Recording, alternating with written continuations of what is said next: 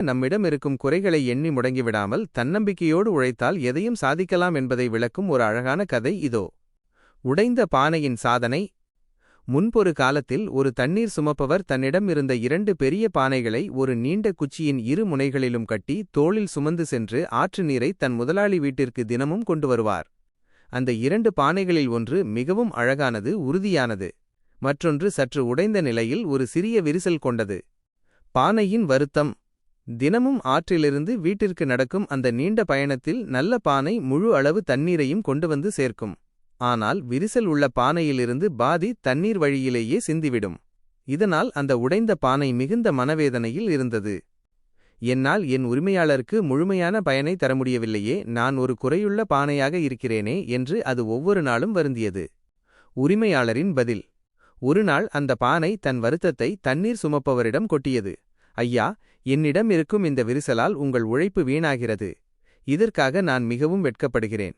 அதற்கு அவர் புன்னகையுடன், இன்று நாம் வீடு திரும்பும்போது பாதையின் ஓரங்களை மட்டும் கவனித்துக் கொண்டே வா என்றார். அவர் சொன்னபடியே அந்த பானை கவனித்தது. பாதையின் ஒரு பக்கம் மட்டும் அழகான வண்ணமலர்கள் பூத்து குலுங்குவதைக் கண்டது.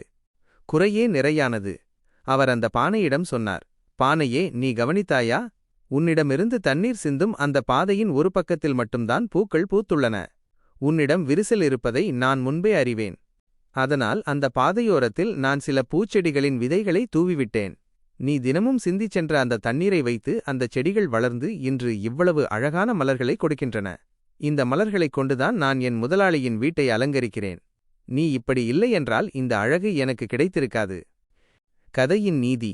நம்மிடம் உள்ள குறைகளை நினைத்து நாம் தாழ்வு மனப்பான்மை கொள்ள தேவையில்லை. குறை என்பது பலவீனமல்ல.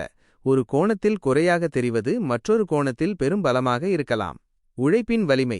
நம்மிடம் உள்ளதை சரியாக பயன்படுத்தவும் கடினமாக உழைக்கவும் பழகிக்கொண்டால் நம்முடைய குறைகளே நம் வெற்றிக்கு வித்தாக அமையும். நம்மிடம் இருக்கும் விரிசல்களை, குறைகளை கண்டு அஞ்சாமல் அவற்றை எப்படி ஆக்கப்பூர்வமாக மாற்றலாம் என்று சிந்திப்பதே வெற்றியின் ரகசியம். இந்த வீடியோ உங்களுக்கு பிடித்திருந்தால் மறக்காமல் ஒரு சப்ஸ்கிரைப் செய்து உங்கள் நண்பர்களுக்கும் பகிர்ந்துவிடுங்கள். உங்களுடைய ஆதரவு எங்களுக்கு மிகவும் முக்கியமானது.